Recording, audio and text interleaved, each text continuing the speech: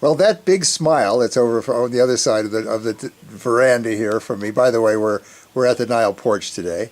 Belongs to Alan, and we got maybe around 35 people in the program, and we love every one of them. But you just got to know there's a couple of superstars, and Alan is a superstar. Thank you.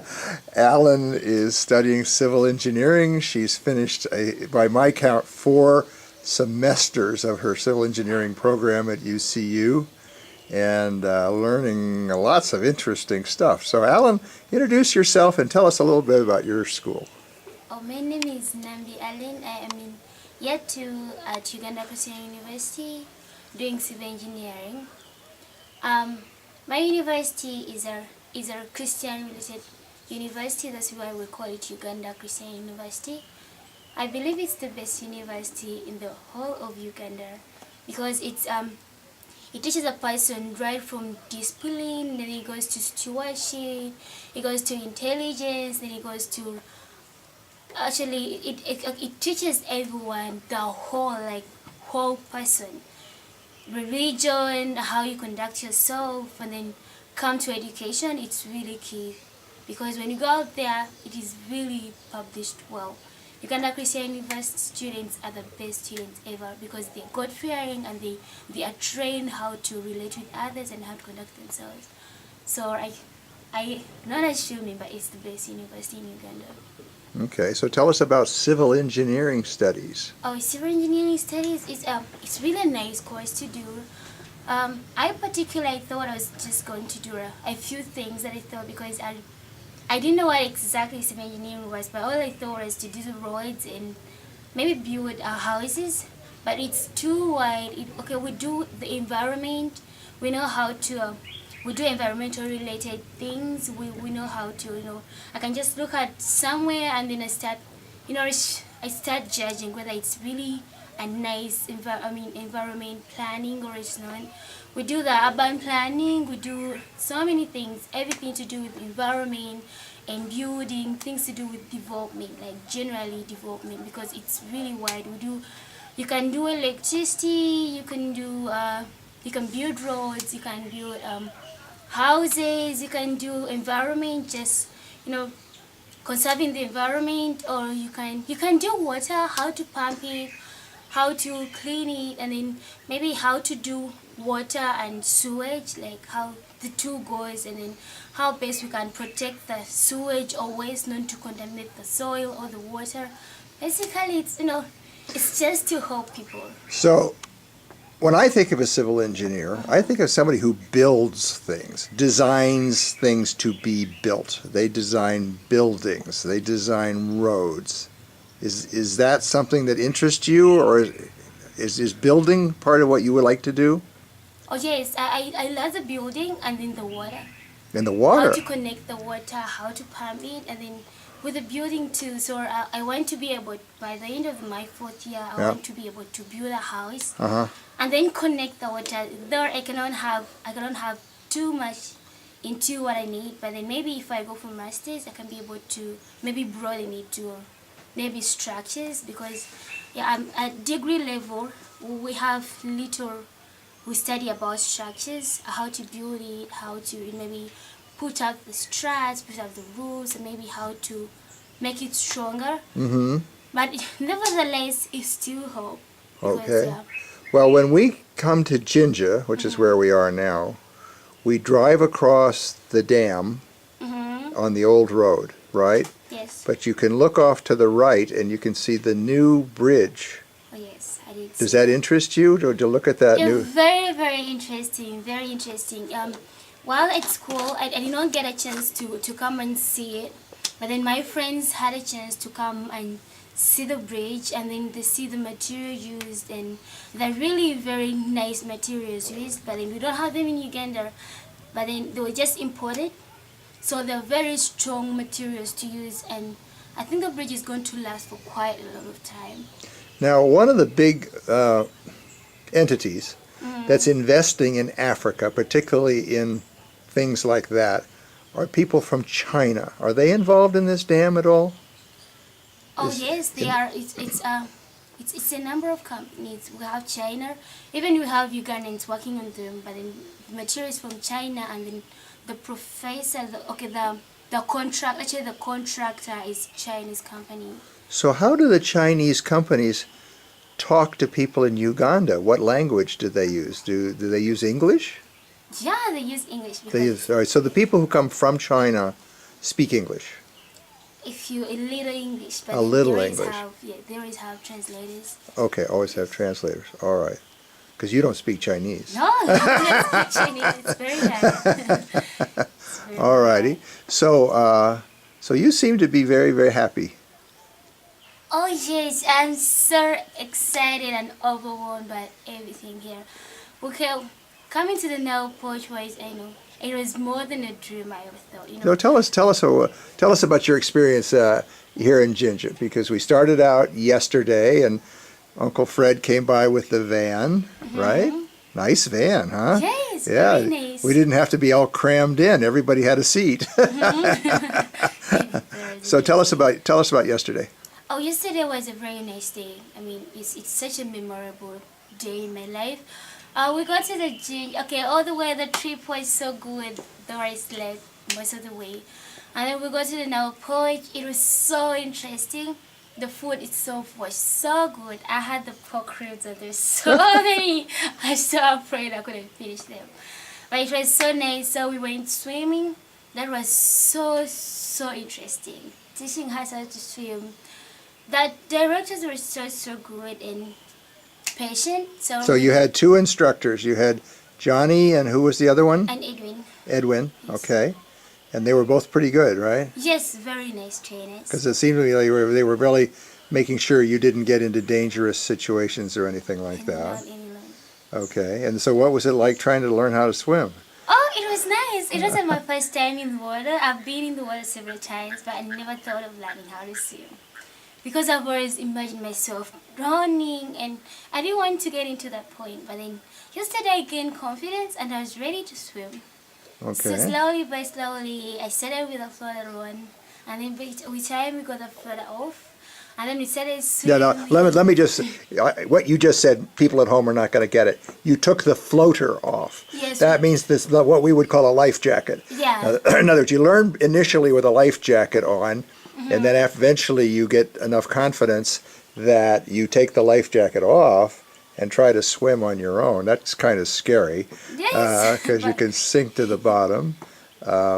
Now, do you think today you're going to be better than you were yesterday? Oh yes, most probably. Today I'll be better than I was yesterday. Okay, because we have a series of 3 lessons, and you get better every time, right? Yes, yes, Practicing, yes. get your confidence. Oh yes. Maybe we'll have some races today. That's what I want. Oh yes, we had one yesterday. You might race your sister. I'm gonna win. That would be so interesting.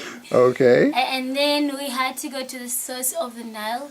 right. That was so interesting, sitting in the boat and then you driving around. We learned much about the source, and then we crossed and went to the Lake Victoria, and then we were shown where the prison is, Mm-hmm. and then we were shown where the port is, and then we had a number of birds around, and we had so many things to learn. We had, they told us about the founder. Mm-hmm. There was, is it John Speak? Mhm. Yes, I think it's John Speak. And then, I wouldn't call him a founder. I think we would say the discoverer. oh yes. But again, discovery. that's a very European version of the world, because of course Africans always knew Lake Victoria was here. Yes. Well, what he did was he discovered it so that people in Europe could understand where it was. So Oh, okay. so people talk about the discovery of America. Well, the people who already lived in America didn't need to be discovered. They were already there, right? Oh, So what we really mean is this is when Europeans discovered something that was in a foreign land. But but that was a big deal, because nobody knew where the source of the Nile was, Never. and even when he found it, he couldn't prove it. That was his big problem. He found what had to be the source of the Nile 4,000 miles away from its ending in Egypt, and yet he went back to the royal. He didn't go up and down the Nile. That's quite a fascinating story. Oh, really? right? No, I'll tell you sometime. We don't have time right now. No, he came in sideways through Tanzania, and then went out back through Tanzania and went back to London and said, "Okay, I found the source of the Nile." And they said, "Oh yeah, how did you go up and down?" He said, "Well, no." And they said, "Well, how do you know it's the source of the Nile?" He said, "Well, it has to be. There's no other river anywhere like it that's in that area." They said, "Well, that's interesting. Come back when you can prove it." Oh, That took 10 more years. oh my Really? goodness. Oh, we'll get you that book. It's called The White Nile. It's a fascinating book. Oh, okay. Really interesting book. Okay. That was an All right. issue, And so, so we went to the source of the Nile, and then we had a really crazy dinner last night. Oh my goodness. It was so nice. The food was so nice. It was too spicy. But it Yeah, was just for really the audience, we went to an Indian restaurant, and yesterday was Boxing Day, which is a big holiday. So the restaurant was packed, and that meant that it took them over an hour to get any food in front of us, even when the rest of the crowd had left. And by the time we got it, each dish looked alike. We got all mixed up on what dish was what, and some dishes were too spicy. So you can keep talking here. Yes, some dishes were too spicy. Some were really hot. I mean, I've been eating chili all the time, but then this one was too hot. You know, we had to have a sip of juice and a sip of what you have to eat, and then a sip of water at the same time. So it was so interesting and fun. You know, adventuring and taking something different and Right. something new. So That was the idea. See what some different kind of foods are like. yeah, different kind of Maybe you like. foods and- But you took a little package home, right? Yes, I took my. Is it gloss something? Is it gloss Spanish? I don't know. It wasn't that. Oh, it was Delitar Scott. The one that I took home. Okay. Yes. All right. It has gold and a little more spice things, but it Okay. was so interesting. Okay. Well, you have that for dinner tonight, I think. Oh yes, we'll have the dinner tonight. Okay, That all was right. interesting. Okay. Well, we have to wrap up here, but I know you want to say hi to Papa Ted. I know you talk to Papa Ted a lot, but this is one time that you can put your face with your voice. So if you want to say hello to Papa Ted, did he send you some nice thing for Christmas?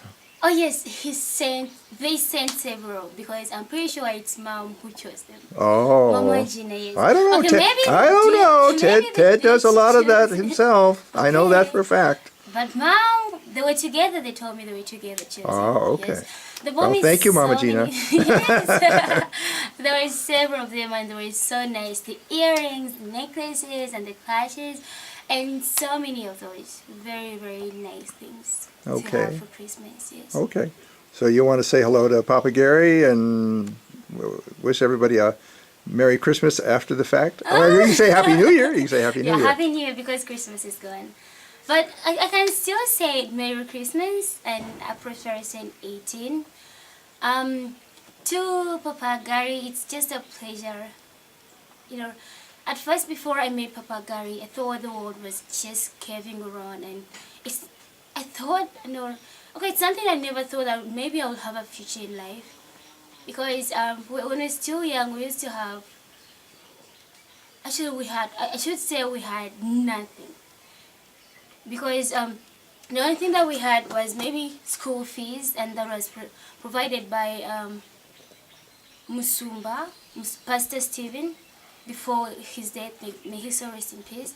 He was the one trying to help us. Initially, okay, we weren't so poor because we could have everything before our dad passed on. But when our dad passed on, our big brother took control over everything, all the riches that he had. And then he used to waste it with the females, with the women, and all his friends. And then before we knew it, we had nothing. So we got to the point where we lacked even the food to eat. And then every day we used to go, okay, being in the village, you have maybe fruits to go, maybe a little, you can go in the garden and maybe try to trace out for the plants that planted themselves, not really the crops that we planted. So we got to the point where we used to hunt even for what we used to eat.